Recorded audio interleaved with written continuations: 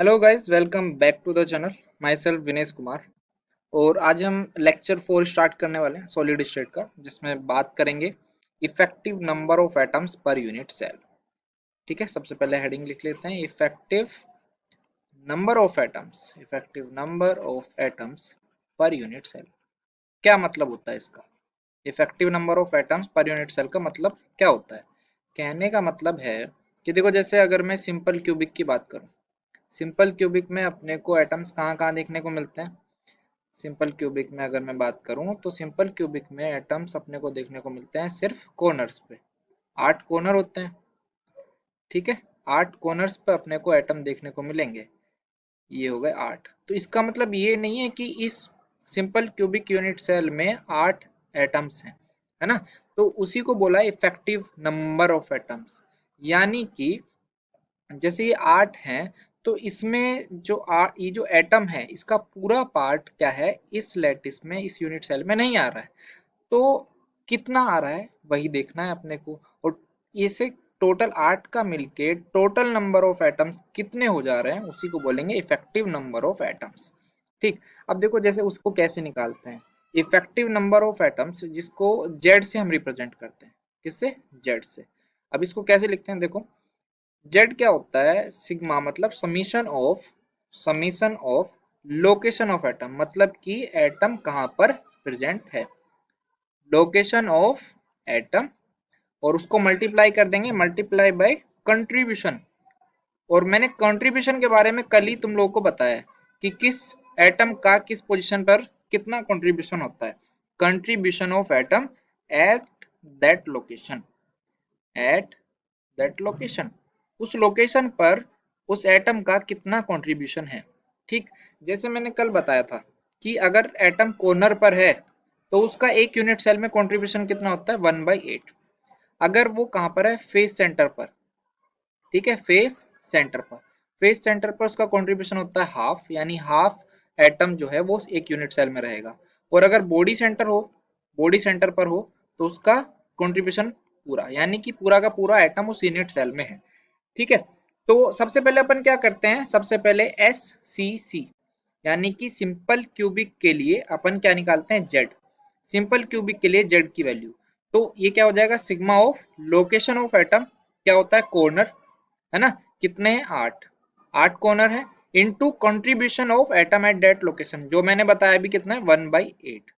तो 8 इंटू 1/8 कितना हो गया, 1। तो एस सी सी के लिए जेड की वैल्यू हो गई अपनी 1। समझ में आती बात? चलो, अब इसके बाद हम बात करते हैं एफसीसी। एफसीसी के बारे में बात कर लेते हैं। एफसीसी के बारे में जेड हम तब निकाल पाएंगे अगर उसको पता हो कि अपने जो एटम्स होते हैं कहाँ कहाँ पर होते हैं। एफसीसी में एटम्स होते हैं कॉर्नर पर, ठीक है, और साथ ही साथ फेस सेंटर पर, कॉर्नर और फेस सेंटर पर। अब देखो, जेड, जेड कैसे निकालेंगे, सिग्मा ऑफ कॉर्नर, है ना, कॉर्नर वालों का प्लस फेस सेंटर वालों का। ठीक है, तो टोटल का अपने को सिग्मा निकालना पड़ेगा।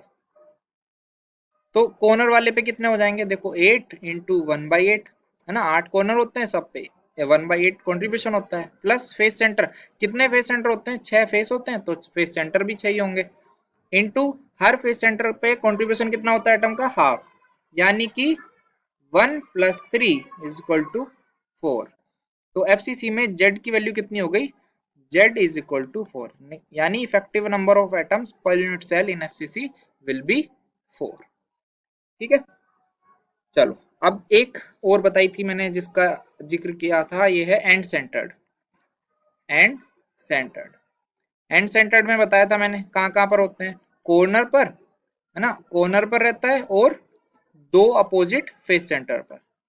चलो, इसके लिए भी निकाल सकते हैं एंड सेंटर्ड यूनिट सेल। कितना हो जाएगा, देखो, Z = कॉर्नर, 8 कॉर्नर होते हैं, हर एक पे कंट्रीब्यूशन 1/8 का, सिर्फ दो को घेर रहा है तो 1/2। तो कितना हो गया, 1 + 1 = Z = 2। Z = 2, जेड की वैल्यू हो गई 2, यानी effective number of atoms per unit cell in end centred is 2। ठीक, चलो, एक अपना रह गया है जो है बी सी सी। बीसीसी में एटम्स कहाँ पे होते हैं? कॉर्नर्स पर और साथ साथ बॉडी सेंटर पर, बॉडी सेंटर। ठीक है, कॉर्नर्स पर काउंट कर लेते हैं, चलो जेड की वैल्यू, कॉर्नर्स पर नहीं मतलब सभी जगह क्या, पूरा यूनिट सेल का, तो 8 कॉर्नर रहते हैं, 1/8 प्लस बॉडी सेंटर एक और कंट्रीब्यूशन भी 1, कितना हो गया? 2। तो जेड की वैल्यू बीसीसी और एंड सेंटर्ड दोनों के लिए कितनी है? 2। लेकिन हमेशा ध्यान रखना, देखो अपना क्यूबिक यूनिट सेल में होता है, अगर मतलब जेड की वैल्यू कभी भी 2 आ जाए, कोई न्यूमेरिकल है और उसमें जेड की वैल्यू 2 आ रही है, तो हम प्रेफरेंस लेंगे बीसीसी का, है ना, आंसर अगर बीसीसी है तो उसको टिक करेंगे। समझ में आती है बात? ठीक है, तो जैसे अपन एक क्वेश्चन करते हैं, क्वेश्चन क्या बोल रहा है, अपने को कंपाउंड का फॉर्मूला कैलकुलेट करना है। ठीक है, कंपाउंड का फॉर्मूला कैलकुलेट करना है, क्योंकि इसी तरीके के क्वेश्चन अपने को देखने को मिलेंगे जो प्रीवियस ईयर जेई मेन और एडवांस में अपने को मिला है। एडवांस में वॉइड वगैरह का इंपॉर्टेंस होता है, और जो मेंस वाले क्वेश्चन होते हैं जनरली फॉर्मूला मेकिंग वाले होते हैं कि फॉर्मूला बताओ क्या होगा। तो देखो एक कंपाउंड है जिसको ए और बी से मिलकर बना है, ठीक है, ए और बी से मिलकर बना है, पोजीशन दी हुई है कि ए जो है वो कहाँ पर प्रेजेंट है? कॉर्नर पर। ए कहाँ पर प्रेजेंट है? कॉर्नर पर। और बी कहाँ पर प्रेजेंट है? बॉडी सेंटर, बॉडी सेंटर पर। ए कॉर्नर पर प्रेजेंट है, बी बॉडी सेंटर पर प्रेजेंट है, तो बताओ फॉर्मूला क्या होगा? फॉर्मूला मतलब नंबर ऑफ एटम्स अपने को निकालने पड़ेंगे, है ना, जैसे ये होता है ए एक्स बी वाई, तो अपने को एक्स और वाई निकालना पड़ेगा कि ए के कितने एटम है, बी के कितने एटम है, दोनों को इस तरीके से लिख दो, फॉर्मूला बन गया। लेकिन सब उससे पहले सिंपलेस्ट रेशो भी निकालना पड़ेगा। अच्छा, तो ए कॉर्नर पर है, तो ए कॉर्नर पर है तो ये कितने हो जाएंगे? 8, 8 कॉर्नर होते हैं, सब पे कंट्रीब्यूशन 1/8, तो यानी ए का एक एटम है। और अगर बी की बात करें तो ये कितना है? बॉडी सेंटर पर, बॉडी सेंटर भी एक होता है, वहां पर कंट्रीब्यूशन भी एक है, तो ये हो गया 1। तो फॉर्मूला हो गया A1B1, यानी कि इसको सिंपल ए बी लिख सकते हो। लिख सकते हो कि नहीं? बिल्कुल लिख सकते हो।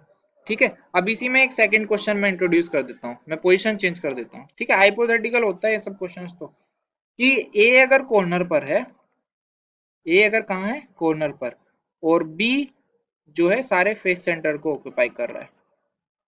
ठीक, अब बताओ कि फॉर्मूला क्या होगा? सिंपल है, हर बार की तरह अपने को भी नंबर ऑफ एटम्स, तो ए के लिए कितना हो जाएगा? 8 इंटू 1/8, है ना, 8 into 1/8, 8 into 1/8 is equal to 1।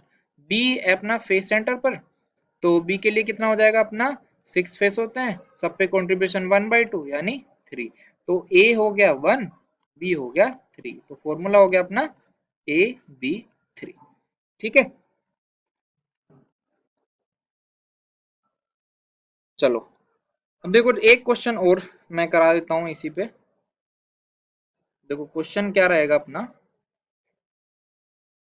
Question ये है कि इस बार जो ए है वो कहाँ कहाँ पर है? कॉर्नर पर है, और साथ में फेस सेंटर पर भी है ना, फेस सेंटर, एफसी मतलब फेस सेंटर। और बी जो है, बी कहाँ पर प्रेजेंट है? बॉडी सेंटर पर प्रेजेंट है, और एज सेंटर पर। ठीक है, एज सेंटर, बॉडी सेंटर और एज सेंटर। तो फिर से एटम निकालेंगे, कितने हो गए? कॉर्नर पर ए के लिए 8 इंटू 1/8, ये कॉर्नर के लिए हो गए, 6 फेस होती हैं, उसका कंट्रीब्यूशन कितना? हाफ, तो ये कितना हो जाएगा? 1 प्लस 3 इज इक्वल टू 4, तो हो गया A4। और अगर बी की बात करूं मैं, तो बी में बॉडी सेंटर यानी 1:1, 1:1 प्लस एज, कितनी एज होती है? 12, तो सेंटर भी 12, और एज पर रखे हुए एटम का कंट्रीब्यूशन यूनिट सेल में कितना होता है? 1/4, तो ये कितना हो गया? 1 + 3, ये भी हो गया 4। अब हम इसको कैसे लिखेंगे? A4B4, क्या ये सही आंसर है? नहीं, फॉर्मूला में हमेशा हम ये जो होते हैं इनको सिंपलेस्ट रेशो में लिखते हैं, तो ये क्या हो जाएगा? AB, 4 आ गया कॉमन, तो ये Z इक्वल टू 4 हो गया। मतलब क्या कहता है ये Z इक्वल टू 4 का मतलब क्या है कि जो अपना ये जो यूनिट सेल बनेगा, इसमें ए बी के 4 फॉर्मूला यूनिट होंगे। ठीक है, 4 फॉर्मूला यूनिट। ठीक है, फॉर्मूला क्या है? ए बी, और ऐसे 4 फॉर्मूले बनेंगे इस जो भी लेटिस बन रहा है इसके अकॉर्डिंग। ठीक है, अगर इसी में क्वेश्चन मैं ऐड कर देता हूँ थोड़ा सा। क्वेश्चन ये बोल दिया है अपन ने, ठीक है, सेकंड, इसी का सेकंड पार्ट है कि मान लो if atoms along any one edge are removed, मतलब किसी एक एज के किसी एक एज के अलोंग जो भी एटम्स थे वो रिमूव कर दिए। तो एज एज पर क्या होता है, देखो एज, अगर किसी एक एज से अपन एटम्स रिमूव कर देंगे तो इसको देखो, ये हो गया मान लो, ठीक है, एज ये रहा, यहाँ पर एटम होंगे, यहाँ पर एटम होंगे, और एज सेंटर पर भी एटम है, एज सेंटर पर भी एटम है। तो क्या होगा, देखो अगर एक एज को रिमूव कर रहे हैं तो अपने तीन एटम गए, तीन एटम कहाँ कहाँ से, दो तो कॉर्नर से चले गए, है ना, और एक कहाँ से चला गया, एज सेंटर से। तो अब जब मैं करूंगा कैलकुलेशन तो मेरे को पता था कि ए कहाँ पर प्रेजेंट है, कॉर्नर और फेस सेंटर पर। ए के लिए लिख लेते हैं। अब कितने कॉर्नर पर प्रेजेंट है वो, 6 कॉर्नर पर, क्योंकि दो के तो एटम्स मिस हो चुके हैं। 6 × 1/8 प्लस फेस सेंटर पर तो कुछ हुआ नहीं है, तो ये कितना हो जाएगा, 6 × 1/2। यानी कि अगर इसको कैलकुलेट करें, 2 3 जा 6, 2 4 जा 8, और ये हो गया 2 3 जा 6, 3 + 3/4, यानी कि 4 × 3 = 12 और 3 × 15/4। ठीक है, ऐसी कैलकुलेशन कर लेते हैं बी के लिए। तो बी बी कहाँ पर प्रेजेंट था, बी प्रेजेंट था बॉडी सेंटर पर प्लस एज सेंटर पर। तो बॉडी सेंटर तो पूरा पूरा ही रहेगा 1:1। अब एज सेंटर पहले 12 हुआ करते थे, लेकिन एक एज से को हटा दिया गया, तो एज के सेंटर भी कम हो गए होंगे, 11 × 1/4। तो ये कितना हो जाएगा, 11/4 + 1, ये भी कितना हो गया, 15/4। तो फिर से अगर फॉर्मूला लिखेंगे तो क्या हो जाएगा, a 15/4, b 15/4, और 15/4 को कॉमन ले लेंगे तो ये कितना हो जाएगा, a। फॉर्मूला हो गया अपना ए बी। ठीक है, तो एक एज के अलोंग जो अपना, अगर एक एज को रिमूव करते हैं इसमें, वो एक एज के अलोंग जितने भी एटम है उसको रिमूव करते हैं तो फॉर्मूला में कोई भी चेंज नहीं आ रहा है, ये अपने को देखने को मिल रहा है। ठीक है, तो इसमें अपन इतनी बात करते हैं। जब अपन नेक्स्ट लेक्चर शुरू करेंगे तो उसमें अपन क्या पढ़ने वाले हैं कि अपन ने यूनिट सेल्स पढ़ी है, एससीसी बीसीसी एफसीसी। तो इन सब में एज लेंथ, मतलब एज लेंथ का मतलब क्या होता है, जैसे ये अपना यूनिट सेल है, ठीक है, ये अपना अगर यूनिट सेल बन रहा है तो ये जो एक क्यूब की जो लेंथ होती है इसको एज लेंथ बोलते हैं। तो इसकी एज लेंथ को हम आइडेंटिफाई करेंगे, डिटरमाइन करेंगे in terms of radius of atom, है ना। अगर मान लो ये एटम है, इसकी रेडियस आर है, तो इसके टर्म्स में हम एज लेंथ को डिटरमाइन करेंगे। ठीक है, तो इस वीडियो में इतना ही रखते हैं। Thank you.